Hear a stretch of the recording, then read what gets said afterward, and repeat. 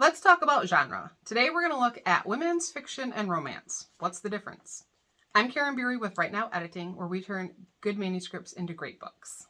And I'm Pegg Thomas, multi-award winning author and editor. And this is Two Editors for 5 Minutes. So we want to talk about genre because Pegg and I both worked in acquisitions for a small publisher. And one of the reasons we turned away manuscripts had nothing to do with the writing. It was because they simply submitted to the wrong genre. And this can be a problem whether you're submitting to a publisher or if you're self-publishing, because if you classify your book as one genre and you don't deliver, you're going to have some unhappy readers and they might be leaving some bad reviews. And Karin, yes, what is the best-selling genre out there? Romance. Always has been? Probably always will be. Probably. And because of that, a lot of people like to slap romance on their books, even though it's not a romance. So what is a romance? A romance novel... Let me guess. Boy meets girl. Is more than boy meets girl. Oh, okay. The focus of the story has to be the boy and girl coming together. We need to see their relationship develop. But the tension cannot be, will they or won't they get together? It's a romance. We know they're going to get together. So if you just keep putting them together and pulling them apart, putting them together and pulling them apart, you're going to have frustrated readers. That's not what they want to see. What makes a good romance is seeing how these two characters overcome their obstacles to pursue their relationship. They have to be pursuing their relationship. But what will they do and how will they fight to come together?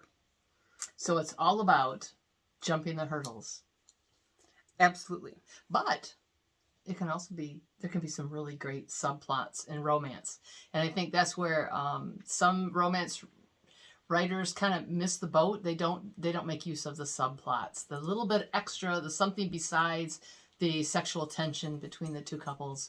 It's great to have something else in there that creates an outside obstacle for them. Not just their feelings, not just their history, not just whatever they're dealing with, but something outside of the two of them that also acts as an obstacle that has to be overcome. Well, and remember, these characters are people. They need to have jobs. They need to be doing something.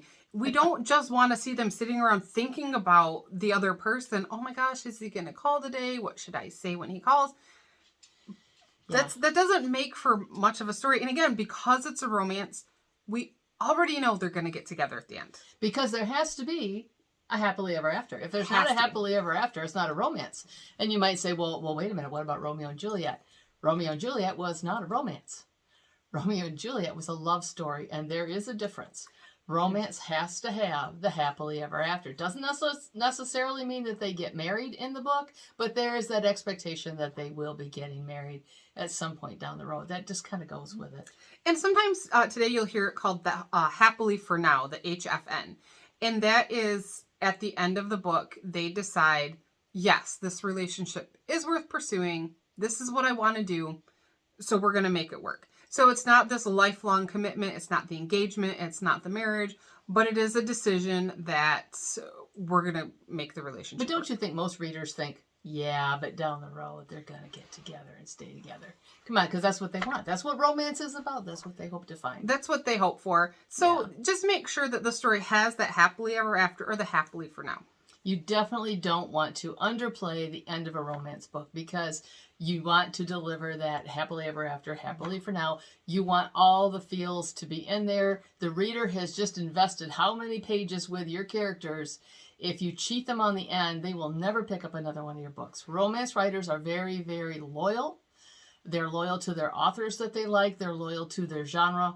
And if you mess with it, they can come back and bite you. Yeah. And reviews, and they can come back and bite you in word of mouth, and you just don't want to let down a romance reader. Not at all. And we're running out of time here, but quickly. So how is that different from women's fiction? Women's fiction does not have to have a romance. What women's fiction needs to have is a strong female character. And by strong, I don't mean she has to be emotionally and mentally in charge. She just needs to be the main point of the book. So she is the central character and the plot revolves around her.